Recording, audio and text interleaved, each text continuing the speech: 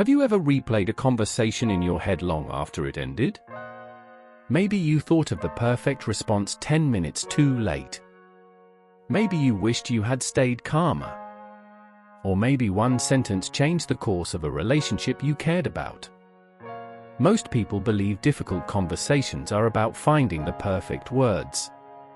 But communication expert Jefferson Fisher argues they're actually about something much deeper.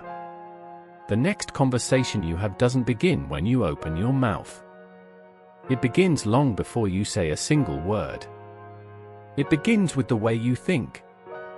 Many conversations go wrong because we're not trying to understand. We're trying to win. We're preparing our next argument while the other person is still speaking.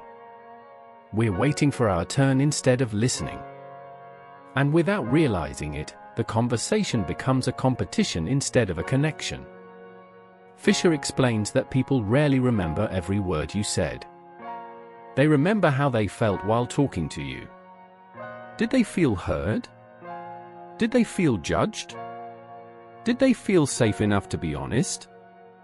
The emotional experience often matters far more than the information being exchanged.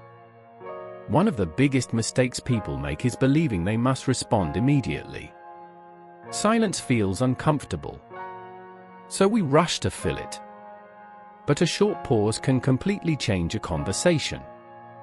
Instead of reacting emotionally, it gives your brain time to think. It shows confidence instead of defensiveness. And sometimes, the most powerful response isn't speaking at all. It's creating enough space for the other person to continue. Another powerful idea from the next conversation is that curiosity is stronger than certainty. When we believe we're completely right, we stop learning. We stop listening. Instead of asking questions, we start making assumptions. But curiosity changes everything.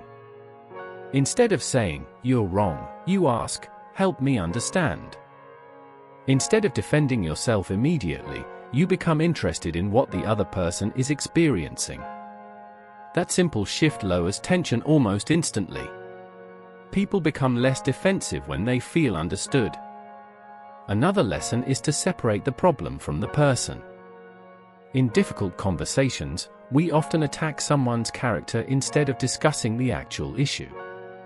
"You never listen. You always do this."